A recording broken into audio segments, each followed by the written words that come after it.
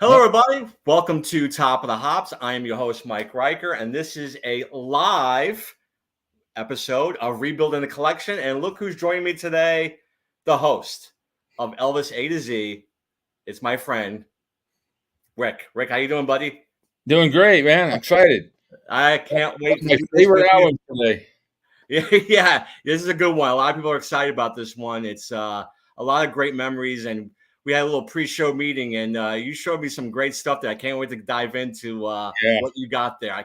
It's you brought me back. You brought back a lot of great memories of when I was a kid of this album. So I can't wait.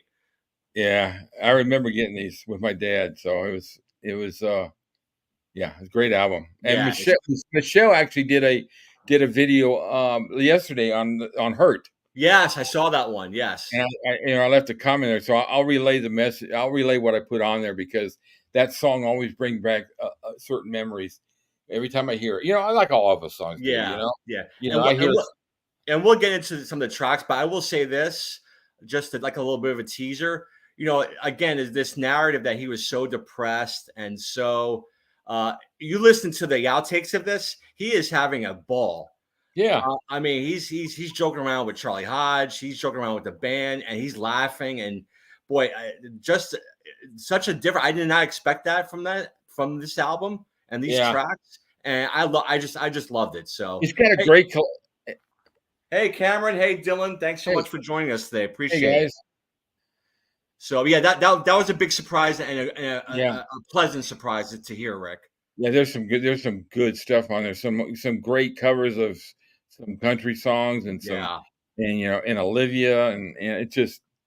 But I think I might surprise you what my favorite track on that whole album is. So we'll discuss about that later. Okay. Now, before we do that, obviously this is Top of the Hops. What do we got today, Rick? What are we drinking? I got my Voodoo Ranger, I love that one. and I got finally a beer glass. That's excellent. And you taught me how to do this, so I'm gonna see if I do this right. All It's right. 12:15 and it's 5 o'clock somewhere. So That's right. this Hey, sucker's gonna Susie, be thanks so going much for down. joining. I know how much you love this album, so There we can't wait go. to dive in. So, all right. Now, today I have a Sam Adams Summer Ale. So, Awesome. I have not had this one before. I've had a lot of their other ones, but I figure with the summertime, although not officially yet, but I always thought summer always started Memorial Day. So I will Oh yeah. did not get a good pour of that one, but that's all right. So let's see how this one. Oh, very citrusy and very bready. All right, man. All right, here's to you, Rick. Thanks so much for helping me out today. Oh, I love it. I was This is looking gonna be forward to it, great. man. Glad you asked me. Mm. Oh yeah, that's good. That's very summery, very lemony, but not in Hey a bad Stu. way. Sometimes you get a lemon kind of beer, and it's got like that almost like aerosol pledge kind of smell to it. But this one, not at all. This has got a nice little.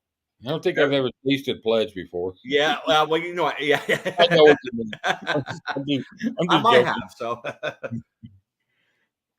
here's to you guys. Thanks so much for joining us today. If you have a beer in your hand there today, let me know what you got. So, let me know. Dylan, you're more than welcome to come on.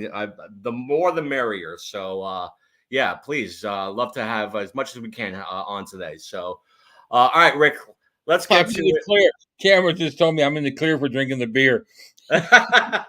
It's 6:22 p.m. in South Africa, so I'm in All the clear. right, Cameron, thanks so much. I really appreciate it.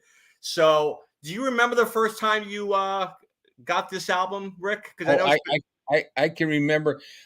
It's the store that the place that I took guitar lessons. I took guitar lessons from the time I was 7 till about 13. And this isn't where I bought this album, but when we moved to Atlanta, I went to go find the same type of place because when you walk in the room, they had all the top singles across the row, and then had Mhm. all the top albums in another row. And so when I moved to Atlanta, I wanted to find a place like that. And my dad's the one that found it. So when this album came out, he called me. He says, "Come on, coming to pick you up." He says, "Elvis's new album's coming out. came out today. So he came over, picked me up. We went down there, and he bought his copy, and then I bought me a copy. So I remember, most everything with Elvis has fond memories with my father, Of and course, yeah, yeah. I can remember it. And then when we got home and we opened those up, and we saw that blue vinyl. It was just Oh, like, wow. that's what got me too, Rick, was that Yeah. blue vinyl. When I opened that up, and remember, I was young. I was 6 when I got this album, so I started young. And when that blue, everything else was, Yeah, and I that was 19. Yeah. wow, and when that blue album came out of that sleeve, I'm like, oh my god. Now the And crazy thing is, Rick, I could be wrong on this. I thought I heard somewhere where the black album is actually worth more than the blue album. Have you heard that? um, I don't know if I've heard that or not. I looked up. I actually did a research today to see what they're worth. Right. Since we Okay. were doing this.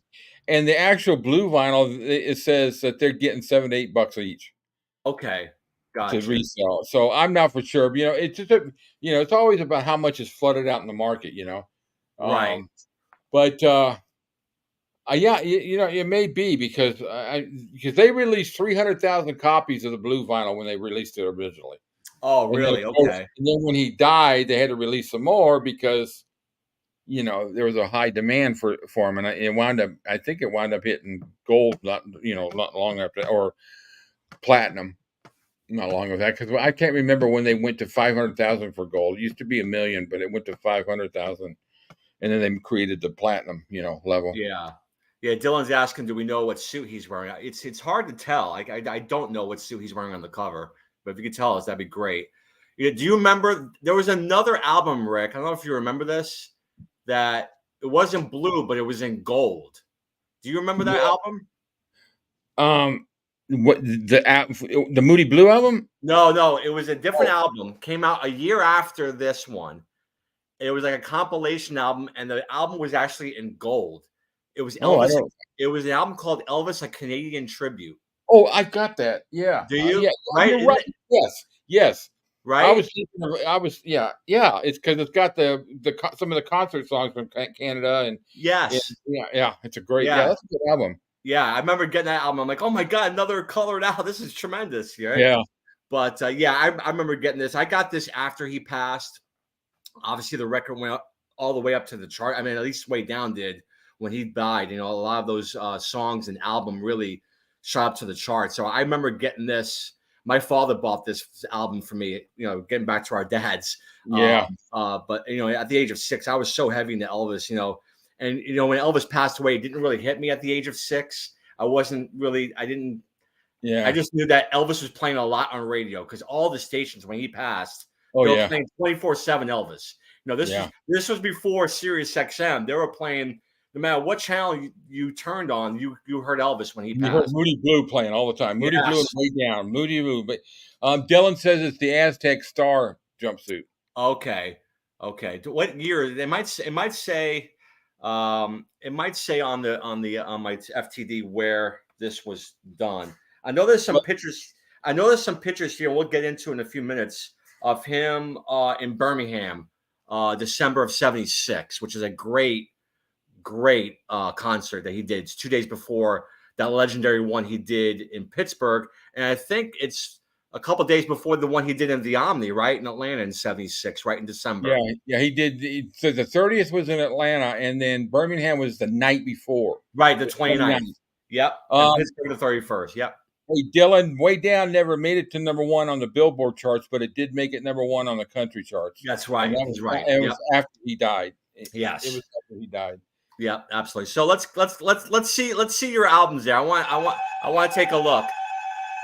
And my doorbell is ringing. So the two albums that my dad and I got that day, I've got them now both. So here's the first one. Well, this one is mine, and the way you could tell it's mine is because I ripped that the day I bought it. I was so excited about getting the wrap off of it. I pulled it off, and I caught this, and I ripped that off. But the vinyl still Oh, oh my still god. I love it. You Oh, know, and it's been played, I can't tell you how many times. But yeah, it's the original release, and then my father's too. His is in much better shape, and of course, it's got the original oh, that sleeve, yeah, with all the albums the on it. original Yeah. sleeves, yeah, with all the Oh, albums. And fantastic. so it's being his last produced, and what's really people talk about Felton Jarvis producing all of his stuff and all that, but when you take a look at the back, and I always knew this, the executive producer is Elvis, the associate producer was Felton Jarvis. So Felton got away with stuff after Elvis got out of the studio and did some remixing, but at the time that was being recorded, Elvis was the one who ruled the room. Elvis was the first one of anybody who produced his own records. Right, right. When he got to RCA, it was how he wanted it. And of course, Steve Sholes was the one. I think it was Steve Sholes with RCA at the beginning, and then Felton, came in in the '60s, and you can't say no to Elvis. No, He knows what he hears, he knows what he wants, right. and because you take a look at some of the outtakes, a lot of songs where it's 20, 30, 40 takes because Yeah. not happy with it. But anyway, we'll get back to the album. But yeah, and then oh no, I can't remember exactly when I bought this one. Yeah. Hey, look. Yeah, Hey, Dylan, the invader has joined us. Woohoo. this is the black, Oh, wow. and sadly, somewhere along. See, since 1975, I have moved about 21 different times Mm, because I worked for a company that moved me around a lot. sure. And so these got moved around. A lot got damaged. I had a lot of stuff damaged in Connecticut during a tropical storm or whatever. Our basement flooded, or things got damaged, or my father had some stuff was damaged, at his house. So this cover unfortunately wound up with some oil stains or some kind of liquid stains on it. But if you look at the black vinyl, it still looks like brand new. It, And I'm not doing it now, but my dad was a stickler for wearing white gloves when he touched his albums. Yeah. Smart So man. I have a pack of white gloves that because I'm going to go through these albums and I'm going to do it on a live stream, and I'm not going to go through them until I do it live because I'm going to be disappointed with some, but I want to do it on the live stream because Yeah. I have some albums that are in great shape and some that have just gotten damaged, but I don't have the heart to throw them away. I know. No. Dylan, do you remember? Do you have Moody Blue on CD or anything? I've got it on blue vinyl. Oh, really? Okay. Yeah, I don't know whether it's a 77 Preston. Look in the wax area when it turns, Mhm. and if it says 1S on the side 1 and 2S on the side 2, it's Yeah, the 77. original. Okay. Okay. Interesting. So, And I'm yes. drinking Tango for once and not actual water, which is surprising for you, Mike, because every time I've been on your show, I'm drinking water. So I'm actually drinking something other than water today. Oh, okay. What do you got there? What are you drinking? Tango Orange Original. Oh, okay. Well, let's see. Interesting. Do you guys wait? Do you guys have this over? Wait, where is it? Okay, there we go. There we go. Now we What got is it. it called? All I Tang- see is your finger and a zero. What is it Yeah. called? Tango Orange? I've Yeah. never seen it, but Yeah, I I've don't never know seen that one either. yeah, I'm not shopping much anymore. What are you Mine- guys drinking out there? Wait, I'm gonna hear what are you drinking there, Sue? Do you have your Corona? I know she said she was gonna have Corona in hand when she had this. So yeah, so I have the FTD version of Moody Blue. Of course, it's got the cover. Just this is a little bit different cover back. Oh yeah, that's the one with That's the one with the that's Indian. that's from Birmingham. That picture there. Is that the Yeah. chief? Yeah. That looks like the Egyptian, I think. Yeah, so it's the one he did in Birmingham, and then of course in the insert is where you get the actual original back cover of Moody Blue. Mm-hmm. Yeah, I'm with you, Cameron. It took me a long time to put that album back on for a while. He said something about not being able to Yeah, listen to the album since it was a reminder that it was his last. But after a while, I got when I started putting it back on, I had to, and Oh, it's a it's great so album. great. Yeah. Yeah, I'm just I had a hard time listening to a lot of his stuff after he passed away. I still did, but it was just, it was hard to get in the. Oh wow, yeah, yeah. It's interesting you said that, Rick and Cameron. I felt like that way with the Elvis in Concert album. Yeah. that's the one I really had a hard time with Yeah, too. and a A hard lot. time and a hard time watching it too. I Yeah. still to this day have a hard time watching it. Yeah, You me just too. Me his It's too. harder voice in is hindsight. incredible, but it's just hard to watch him because he enjoyed it. He enjoyed his audience. You could tell he loved it, and you could tell there was not a thing in the world wrong with his voice. Not as great as your, but it does have the the Blue album on the back of the booklet here, which is kind of cool. Now, what are Nice. those 7-inch vinyls? I think so. Yeah, it's just a picture of the actual vinyl. Oh! I was gonna say Yeah, that's a really small vinyl. yeah. Okay. That's the back, and of course that's the cover. Yeah. Yeah. So this booklet's great. It's got some great pictures. Here's Elvis with look like a jean jacket. Yeah. You know. Yeah. And this That- guy. Yeah, I see people every once in a while when that picture pops up on Facebook. They always get not Elvis, Photoshop. I know. Photoshop. I know. Never wore denim, but it's not denim. It's actually not denim. It's kind of like suede, maybe maybe? maybe Susie knows what it's called. Kind of like it's not velour, but it's kind of a. I can't think of what It's not. Dylan said it's suede. almost It's like not what they used suede. to make leisure suits out of. It's kind of a velour type. I don't know. Okay. Susie knows. Yeah, so here is pictures of Moody Blue as a single on all different types of countries. You see that green? See that green one in the middle? Oh, cool! Isn't that cool? That's that one there. Let me just take a quick look. That one there is. It looks like it's from Germany. Nice. Oh wow! That green one there, and of course the original one. I had this one. This one here. Right there. Oh, yeah. What is that, Dylan? Is that the Conquista? Yeah. Mm-hmm. Yeah, I love that's that. That's where the nickname comes from, the Black Way Down suit, because of the. Is that the single? These are the singles. Okay. These are all the one singles. thing I've had the opportunity to, but it was just too expensive. Is to get a hold of some of the ones like from Japan and Germany and all that. Yeah. There's some really great. There's some great stuff that Britain puts out and polyester. Yeah. Good job, Susie. Yeah, because unless it was like in a movie, Elvis. I don't think I ever saw Elvis in denim other than like Follow That Dream. No, you're right. You're right. And Loving You, or the early 50s movies. Now, of course, this picture here is he received the gold record from Moody Blue. This is right off the plane, right when he's going to Indianapolis. That's when he got the 500,000. Yeah. Yeah. So there you see him receiving that. And it's got some great linear notes too, as well. I love reading those. It's fantastic. And then these here, which I love too, is kind of like contracts and all kinds of great, cool stuff there. Get a little closer. Nice. Yeah. FTD does a great job of these booklets, man. Yeah, I really like FTD. I told you about some of the things that that kind of displeased me with them, but aside from that, that's just because of me. I've worked in studios and my position, so I get picky. But that's I agree with you, Cameron.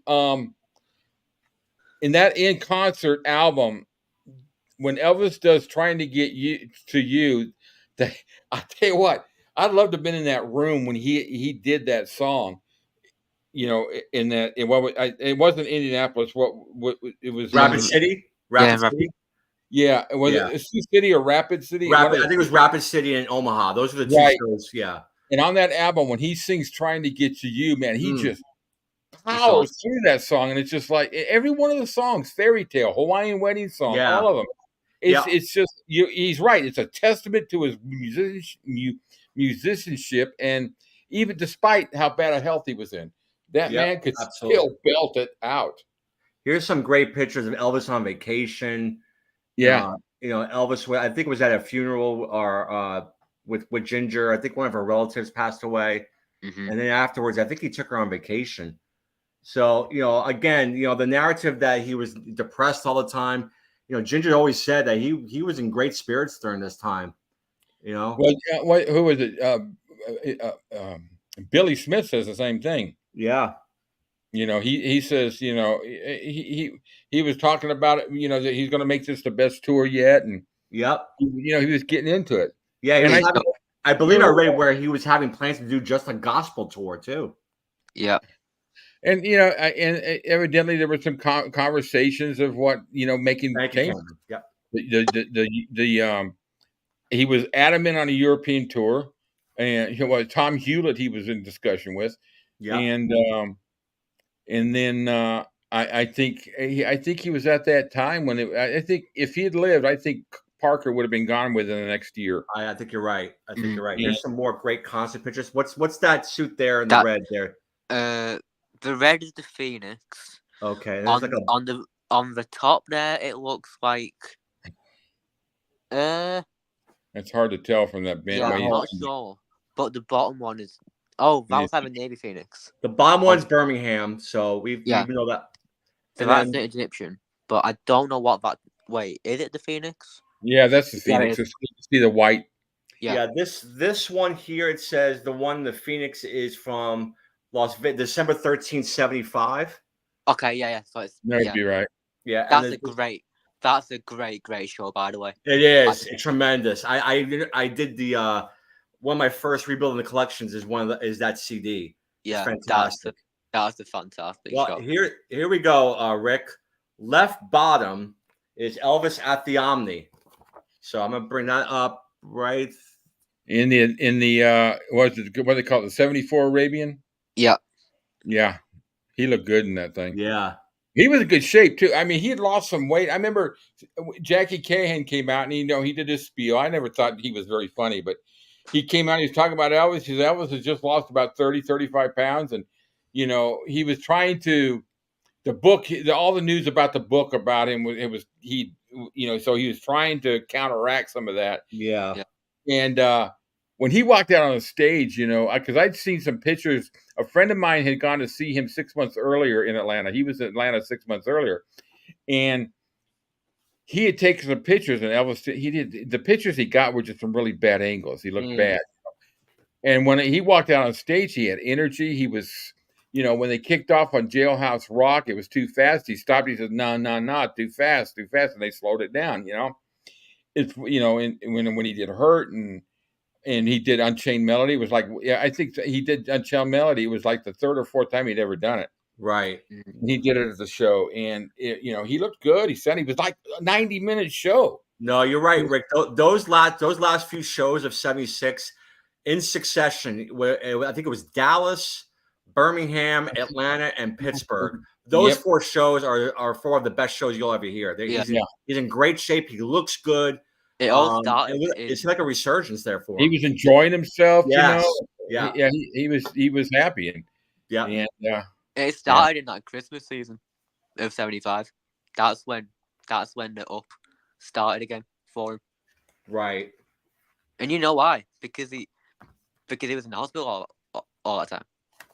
Yeah. Mm-hmm. He was forced to rest, basically. Yeah. And so he was on top form by the time he got back in December.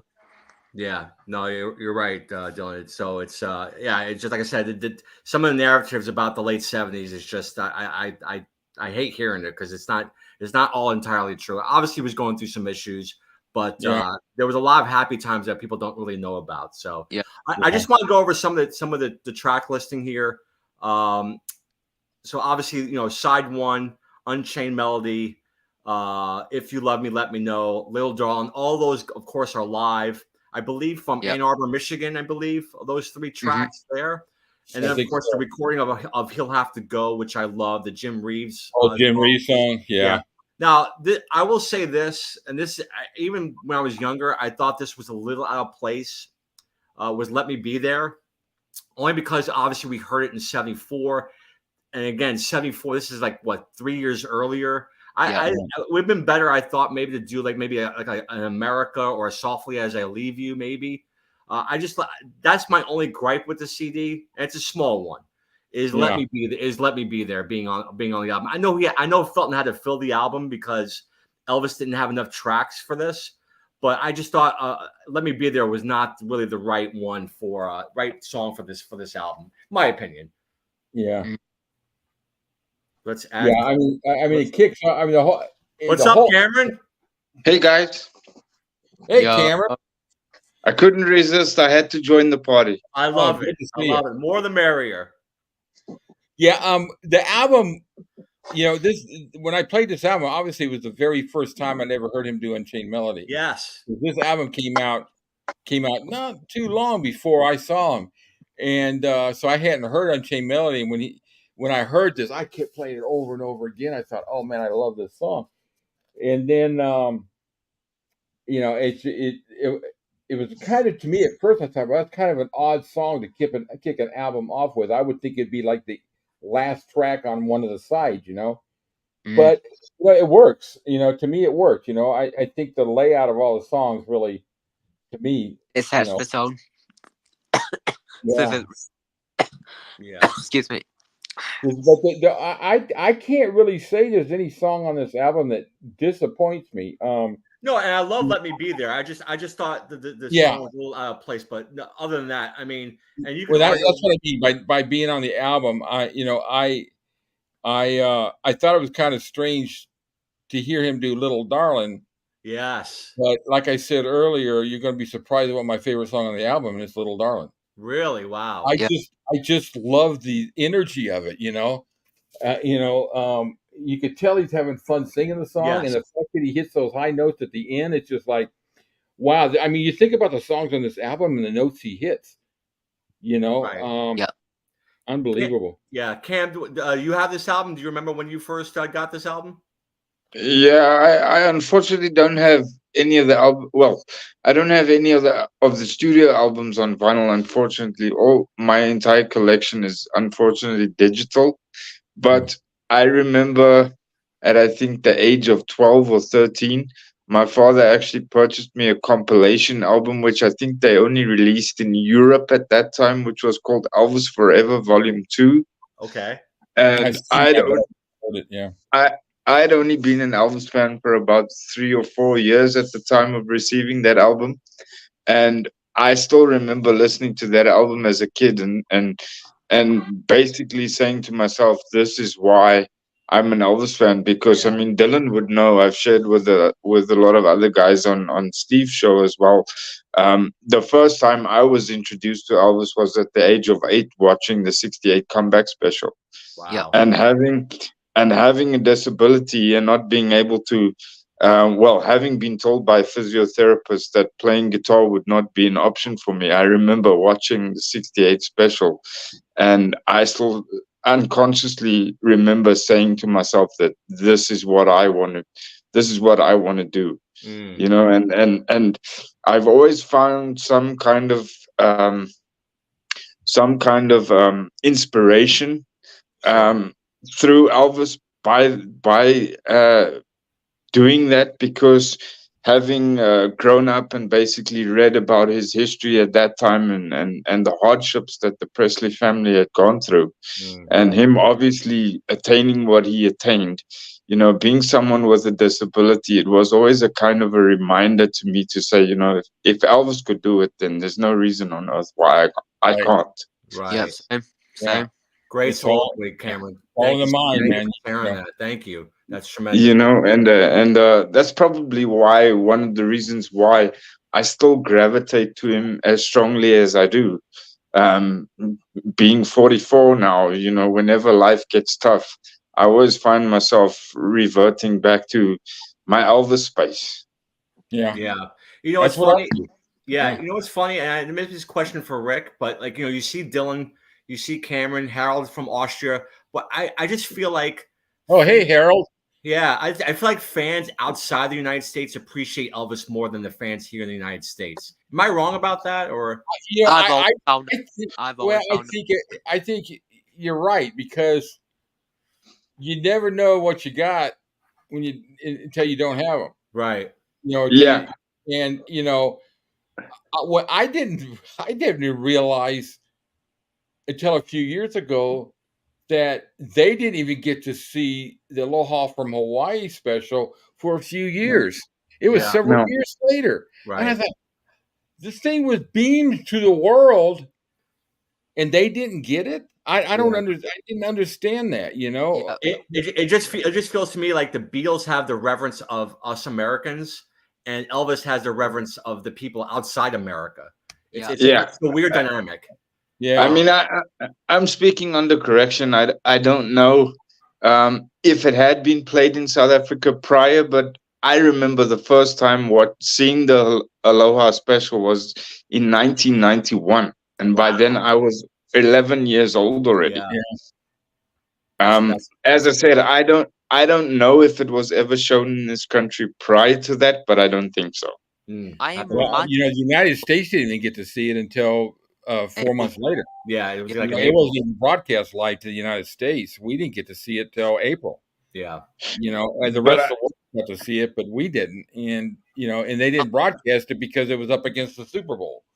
right. Yeah. I mean, that's one of the reasons why I'm grateful for streaming in that sense. Although I'm not really a forerunner for streaming, I think a lot of the audio quality gets lost on vinyl, on streaming as compared to vinyl. But Right. the good thing that I pull from streaming is that it makes a lot of Elvis's music and films more accessible, especially to countries like South Africa, because I yeah. remember Oh, yeah. we no longer have vinyl stores or CD stores in South Africa. But when we only used to have like a handful of vinyl stores, and we would actually have to physically go in and special order the material. And I remember when the That's the Way It Is DVD came out, the special edition double disc. Mhm. I had to order that, and I waited almost 2.5 years for that DVD to arrive. My goodness. Wow. That's crazy. That's So great. in terms of that, that's where I say the streaming platforms on the internet make it more accessible to countries like South Africa. Whereas I think you guys in the States, with all respect, you guys don't know how easily it is available to you guys. Sure. Yeah, you have to special yeah. order certain box sets and things like that. But I mean, what do you guys usually generally wait for a delivery? 4 to 6 weeks?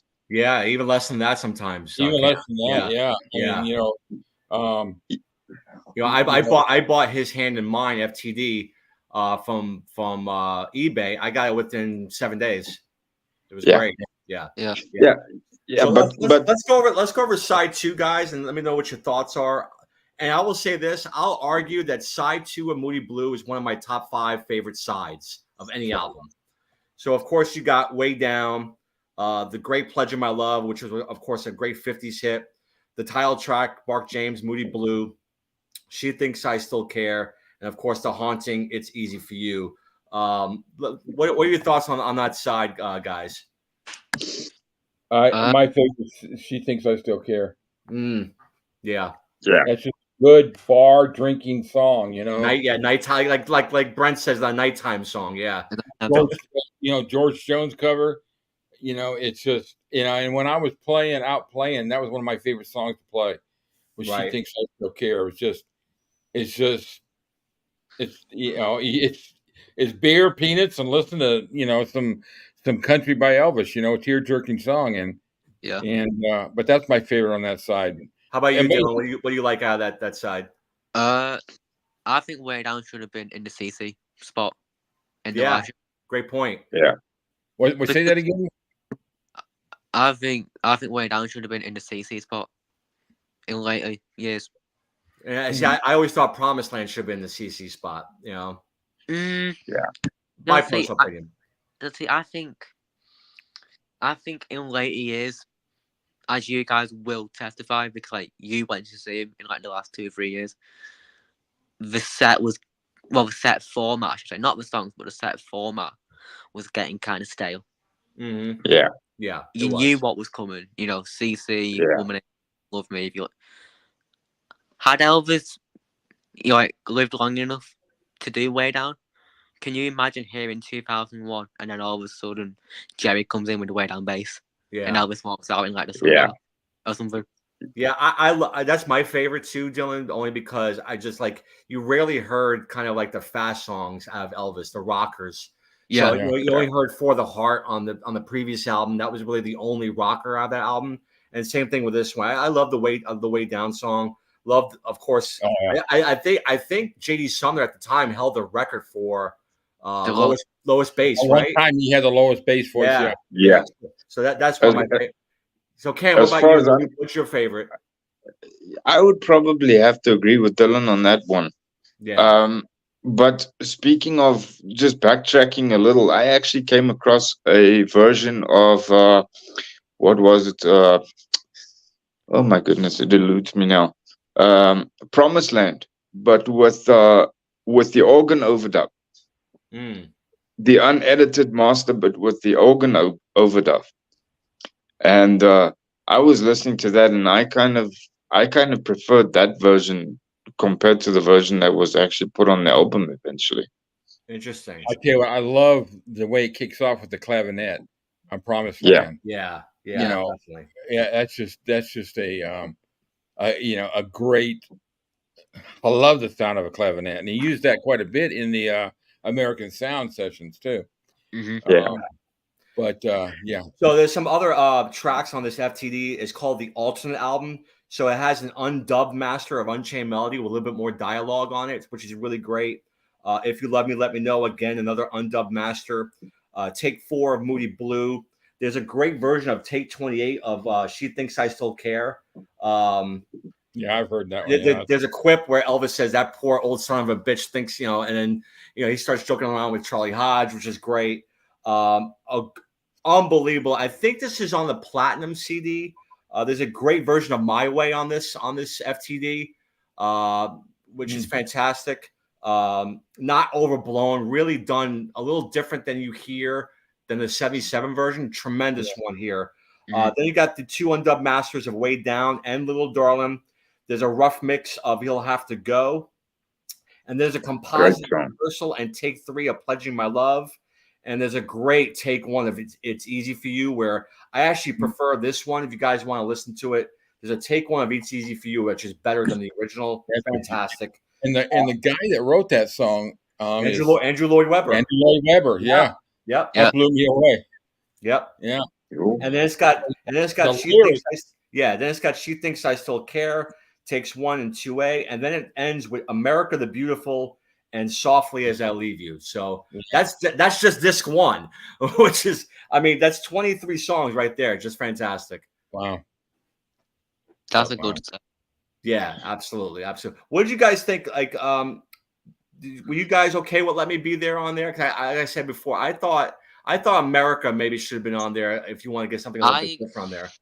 I agree and disagree with that point. Okay. I think Let Me Be There should be on the record.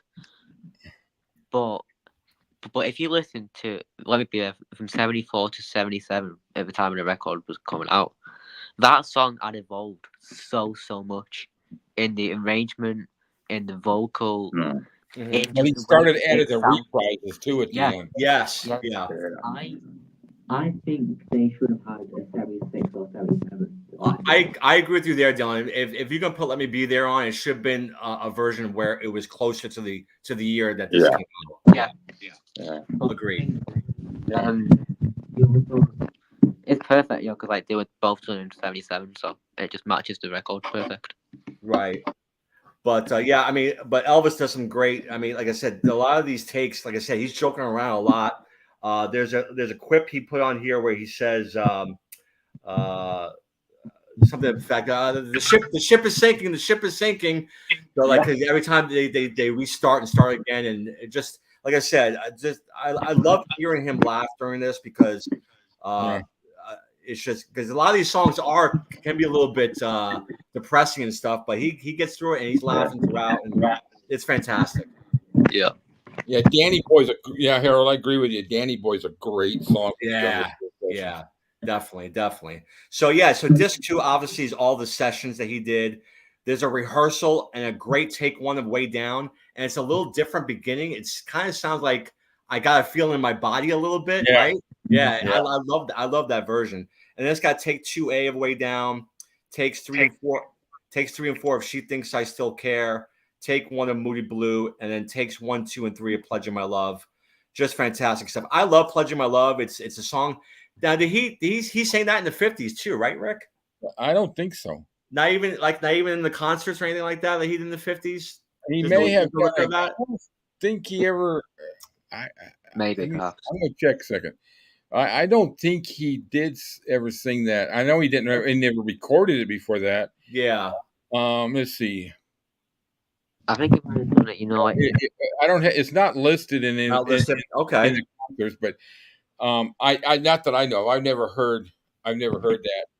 And to be honest with you, Johnny. I think it was Johnny Ace that originally did it. Was it Johnny Ace? Yes. Yeah. So I remember his, and Elvis just took it to a new level. Oh God, yeah, absolutely. But, forever, my darling. Oh, yeah. And then I think Elvis Platinum. There's like a 4-minute version of Pledging My Love on that one, which is fantastic. Yeah. So that's crazy. So So and to continue, takes 3 and 4 of It's Easy for You. Then the undubbed master, which is great, of It's Easy for You. Then takes 7, 9, and 10 of She Thinks I Still Care. And then we get into, which I think is great. There's an undubbed rough mix of master of Blue Eyes Crying in the Rain on this CD. Oh, wow. Which is fantastic. So obviously that's up from the previous album, but they added it here. And I think having Blue Eyes Crying in the Rain on this with Moody Blue, I think was perfect. I actually like the way he did that song. Yeah, Billy says that was the last song he ever sang. Yes, that's right. He played, it was that and Unchained Melody, I believe, right? He did Unchained Melody, then he did End of the Night with Blue Eyes Crying in the Rain. What a way to end the night.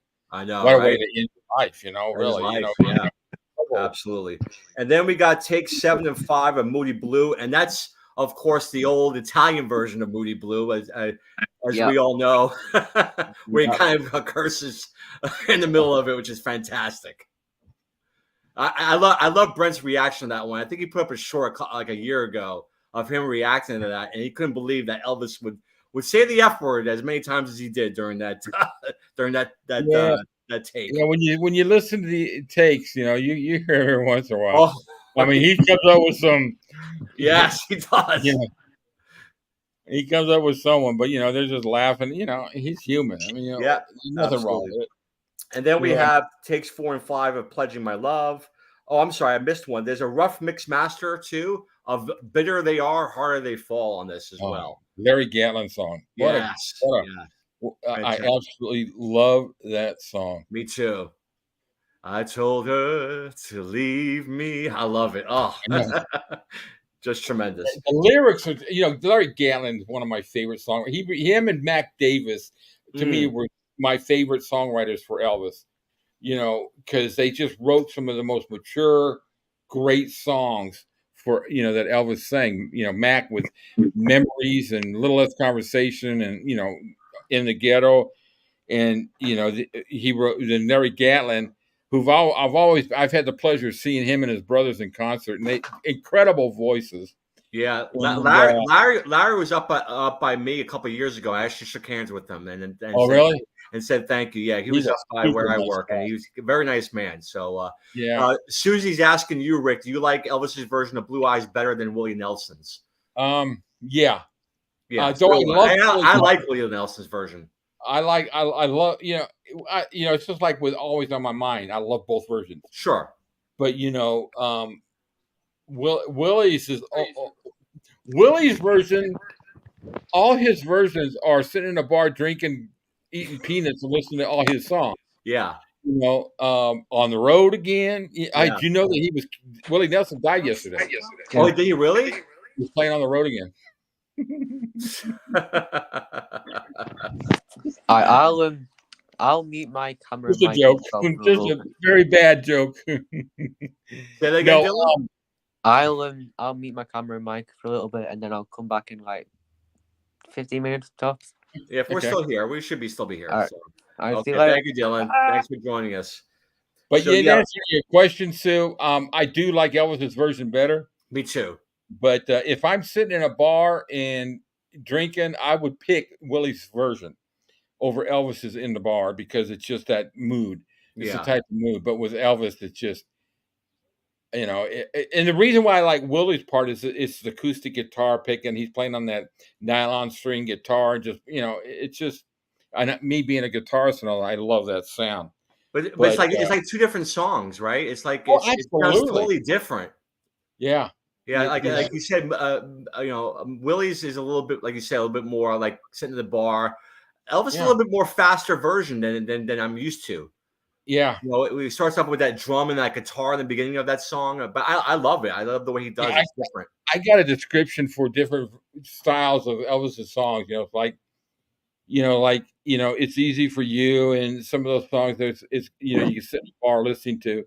Then you've got the songs like Blue Eyes Crying in the Rain and a few other things where like you just walking around the house doing housework and you vacuuming and you doing the dishes.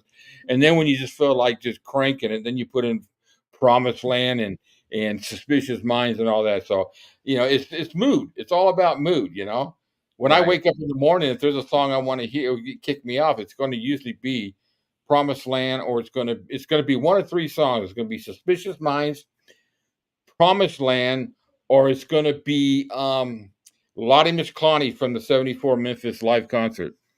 I just absolutely love that version. I can't believe you haven't got TROUBLE in that mix. Say that again, Cameron. Where is TROUBLE in that morning mix? Too, man. Oh yeah, I'll crank that up too. It's just that piano kicking off. I'm with you. It's just Trouble. I remember when that came out. It's just like, what a cool. And I tried that one time when I was playing with a band to sing it, and I gave it up. I could not get all the words into the It's incredible the way he does it live, because you would think he would stumble over the songs, but he does a great job of remembering all those words. Yeah, but correctly before kicking it off, though, he does warn the audience and says, "Well, if you get lost, there's no finding your way back. So let's hope we don't get lost."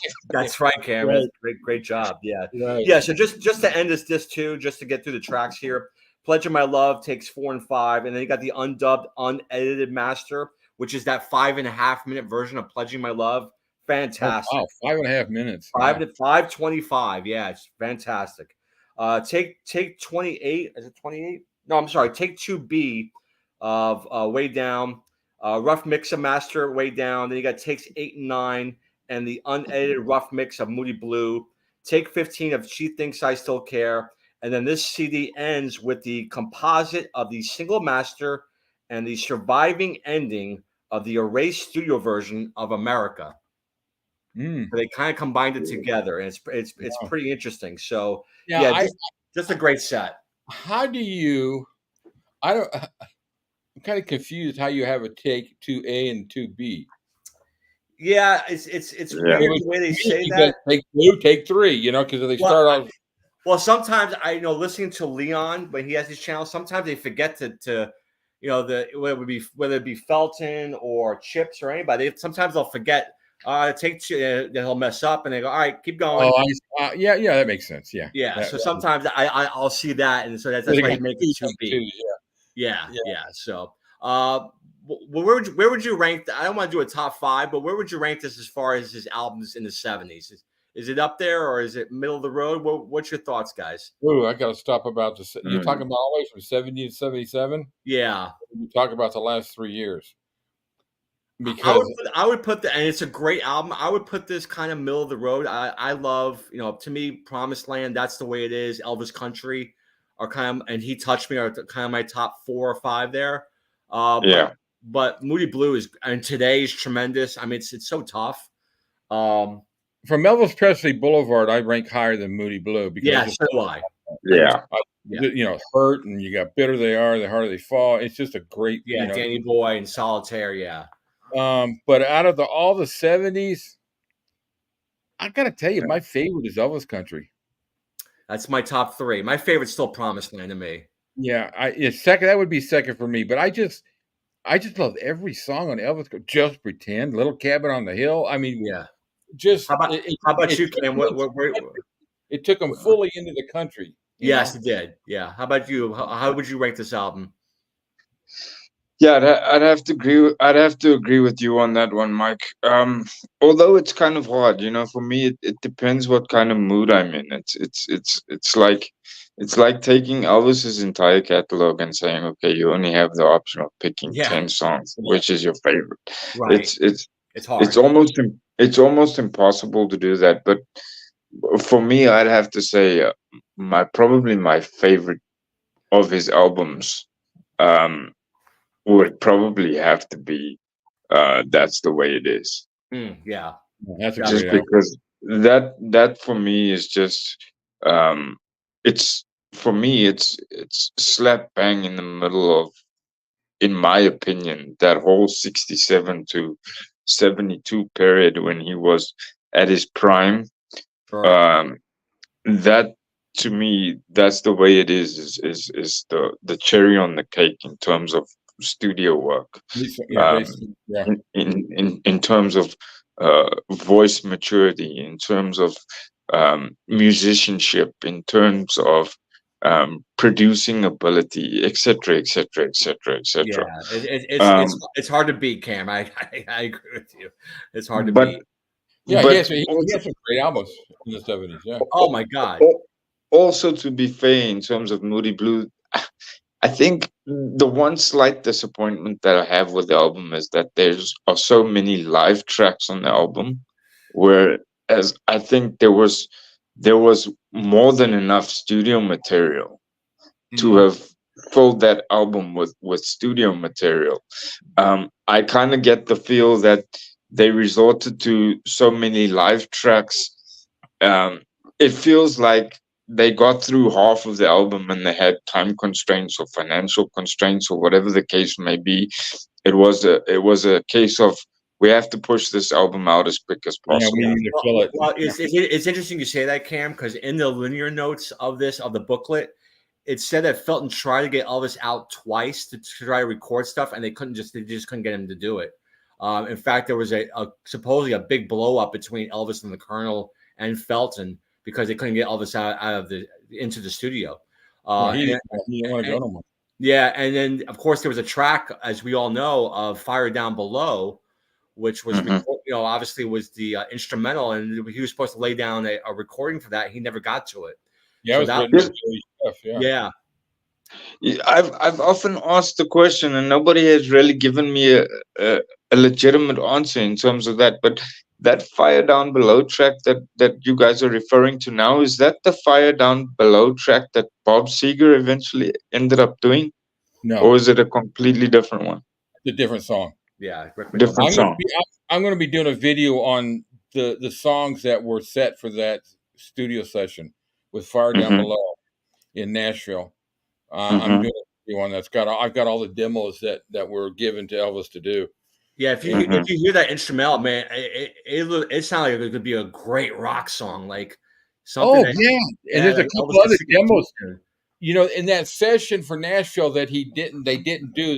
The band went in there and they cut the tracks for "Fire Down Below" and all that, and Elvis came in and he was, for whatever reason, there's different stories. Felton tells his story and all that, and sure. And Elvis walked in, he turned around, walked back out, and they say he wasn't feeling good because he just flew in from Palm Springs where the weather was nice and stepped right into a freezing cold weather, and he just didn't feel good. That's kind of what it says here in the booklet here, Rick. Yep. Yeah, but there's some great songs. I mean, he was supposed to record "Rainy Night in Georgia."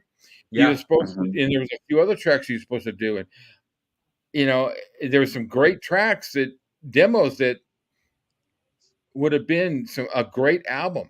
Yeah, another song I heard that he was going to do was "You Light Up My Life" by Debbie Boone.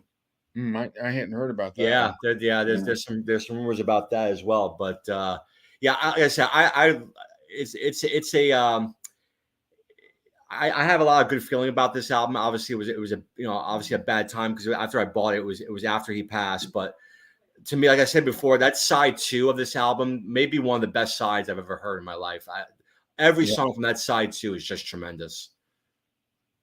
Yeah. We could do a top 5 right there, Rick. Maybe on top your favorite sides of each Yeah. of every We got a list of top 5 we're gonna do. So many different top 5s. So Yeah, so this I'm so this is a list. So I will start with you, Rick. And you mentioned your number one song, Little John. Could you come up with a top 5 off this album? number 1 would be my favorite is Little Darling. I just Okay. love it because it's me because it's the music that I grew up with, and all that. Sure. And I just loved you could tell he's having fun. He hits those notes, and it's just the feel of it for me. And but I would have to say my next one would have to, let me pull it up here so I can look at it. I'd say my second one would have to be probably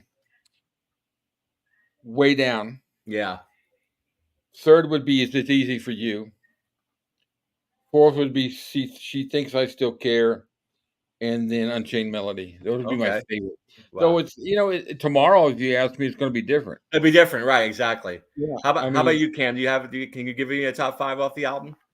Yeah, I pretty much agree with Rick. Although I would change one. My Way Down would be number 1 for me on that album. Me too. Yeah, that's a hard, it was between that one and Little Darling, but I look at Little Darling from the musicianship side, then Yeah. just because. But so to be fair, if you had to ask me tomorrow in an hour or whatever the case may be, the list would probably change. Yeah. But at this point in time, it would have to be Way Down. I mean, it's coming back to the comment I made earlier about the in concert special. Knowing that history that we know now, and knowing how ill and how badly he was, to still be able to be in the studio for what 10 to 12 hours, Mhm. working on maybe 2 or 3 songs, and in some cases 1 song, to be able to do a song like Way Down and do as many takes as he did of the song, and each one being different, each one giving a different level of energy.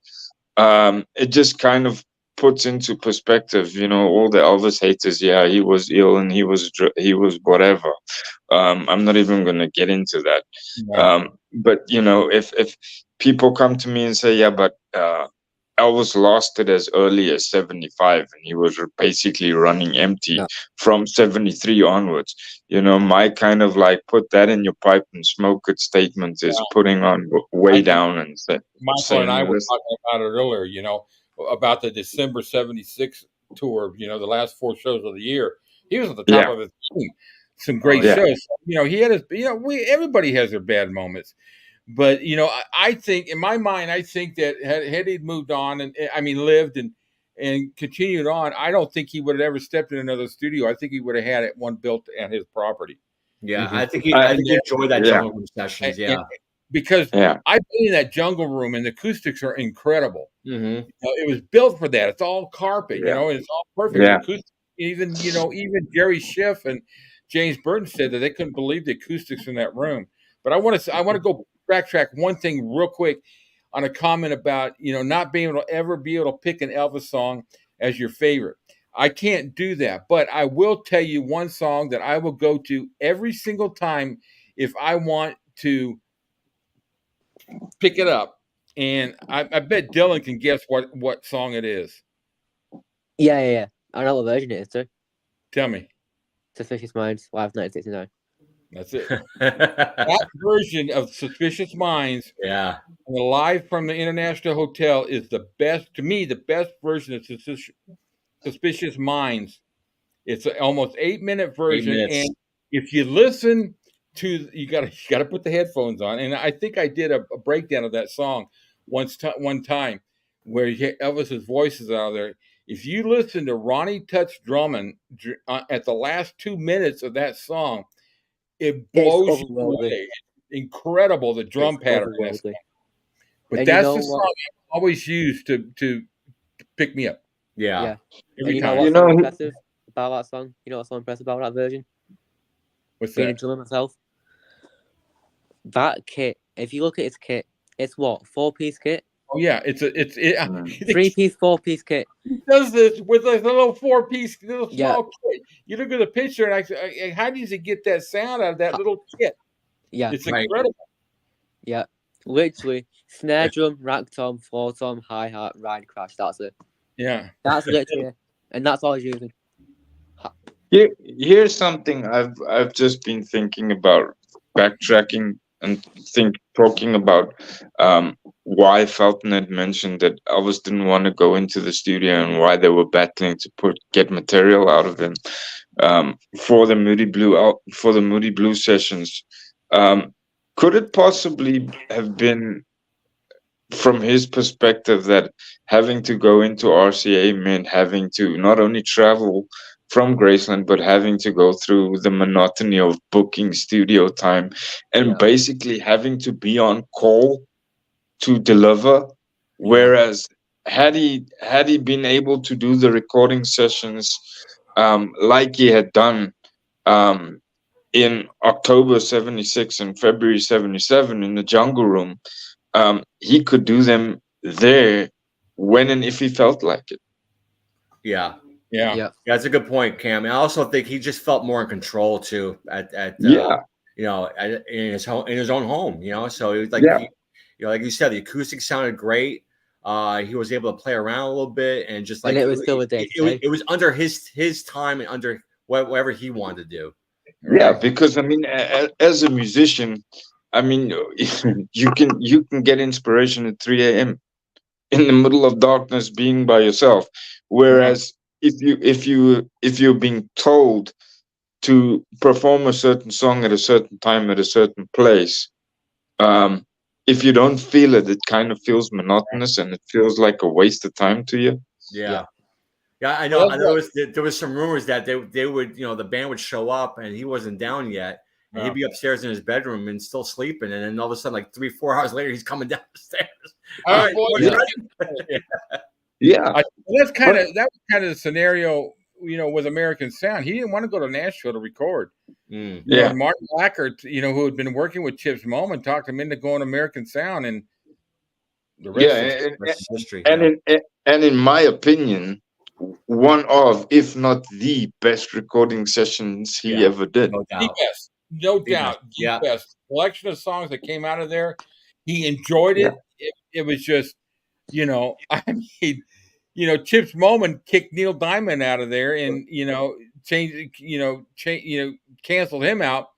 And in turn, in favor of that, Elvis recorded one of Neil Diamond's songs, Right. Yeah. And but the session, I've listened to every one of those takes in that whole session, and it's just, you could hear him. He's just enjoying it. He's having fun. Yeah. And you're right about Chips. Is the fact that I like Felton, but Chips challenged Elvis. I felt like Felton was kind of like a yes man to Elvis sometimes. Chip challenged him. He wasn't afraid of him. Well, Elvis was you lose Elvis, and I was gonna jump into that one and say I think Felton got comfortable. Yes. Doing what he was doing. Yeah. And his creativity kind of moved to the back end and kind of like, he became Elvis, is that what you want? Yeah, okay, fine, we'll do it. Which at the end of the day, we've all come to the realization and to the benefit of hindsight, and we've all realized that Elvis's big thing was he needed a challenge. And I think going back to an earlier comment that Dylan made in terms of the set lists and things like that towards the end, I think Elvis got bored with the monotony of it all. Yeah, no doubt. It was the same stuff. It was the same thing every time, and it's just, I agree with you. You're dead right. Yeah, and and all new musicians. I mean, you talk and the Memphis Boys. You can compare to me. I think they're better than the Wrecking Crew. I think the Memphis Boys, because when you look at, of course, the Wrecking Crew, they were a long period of time, and they covered everything, the Monkees and all kinds of things, Glenn Campbell and even some of Elvis's stuff. But when you get to the Memphis Boys, those are some incredible people, Yeah. Reggie Young and Cogbill and all, the everybody. It was just a perfect scenario for him, and it's just heartbreaking to know he never went back there again. I know. Yeah. It really is Uh, heartbreaking. And Colonel Parker had no say. No. Yeah. Speaking about musicians and musicianships, I'd like to get your guys' opinion on the following statements. And I know I'm possibly treading on very dangerous waters here, but I'd like to hear your opinions on guys like Duke Bardwell on bass and who was the drummer that used to fill in for Ronnie from time to time? Yeah, there was a couple of them. There was one that Jerome used to fill in. He was the Sweet Inspirations drummer. Right. Yeah. And I can't Yeah. think of the other guy that filled in towards the end there. Larry London was another one. Larry Larry, London was another one. But- Because Ronnie Tutt didn't finish out the tour. No. No, he did But not. my opinion on those guys is, yeah, they good, but they don't have the fire, and they don't have the meat and potatoes of the energy. I can hear straight away when it wasn't Ronnie playing, or when it wasn't the standard TCB guys. The energy was just not there, and you could kind of. I agree with you, Cam. I agree with you, but there was not. It wasn't Duke Bardwell, but it was. I did a rebuilding the collection on Las Vegas Hilton 1973, and Emery Gordy, I believe, replaced Jerry Schiff on that tour, and I thought he did a pretty good job on that concert. If you listen to Steamroller Blues, it does sound different than what Jerry did, but I thought Emery did a fantastic job on it.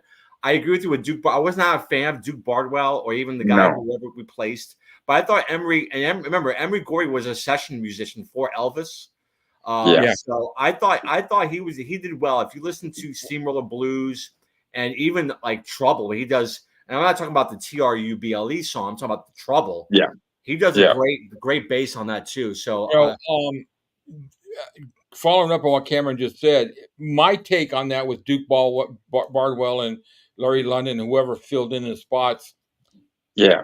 You got, when you have the original band, they followed Elvis in every move. Yeah. So when you step in for Jerry Schiff, you're not going to